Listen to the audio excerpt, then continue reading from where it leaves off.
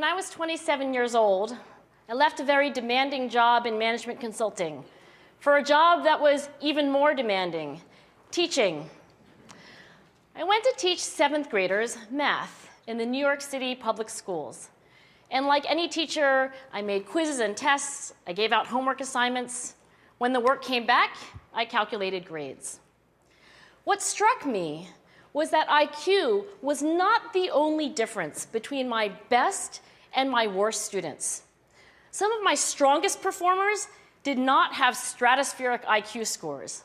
Some of my smartest kids weren't doing so well. And that got me thinking.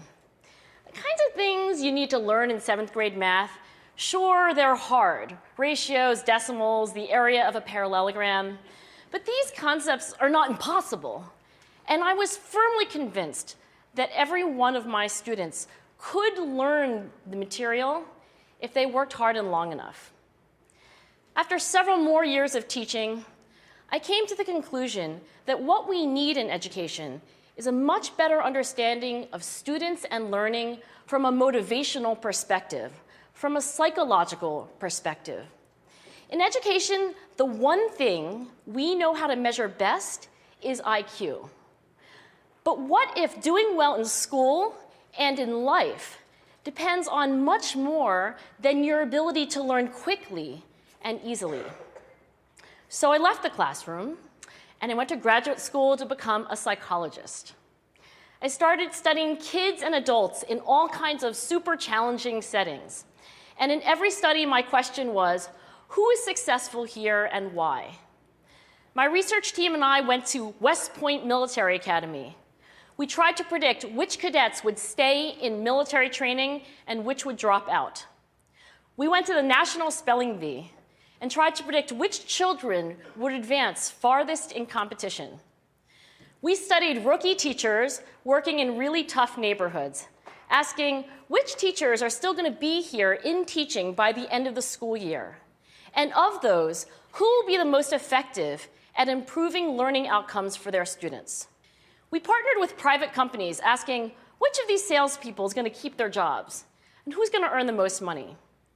In all those very different contexts, one characteristic emerged as a significant predictor of success. And it wasn't social intelligence, it wasn't good looks, physical health, and it wasn't IQ. It was grit. Grit is passion and perseverance for very long-term goals. Grit is having stamina.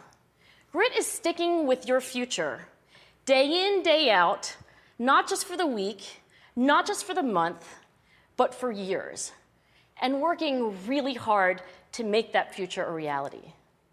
Grit is living life like it's a marathon, not a sprint. A few years ago, I started studying grit in the Chicago public schools. I asked thousands of high school juniors to take grit questionnaires, and then waited around more than a year to see who would graduate. Turns out that grittier kids were significantly more likely to graduate, even when I matched them on every characteristic I could measure, things like family income, standardized achievement test scores, even how safe kids felt when they were at school. So it's not just at West Point or the National Spelling Bee that grit matters, it's also in school, especially for kids at risk for dropping out.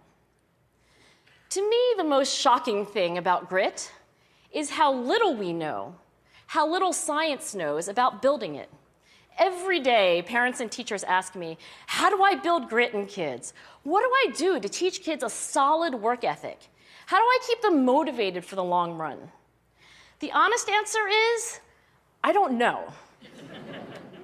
What I do know is that talent doesn't make you gritty.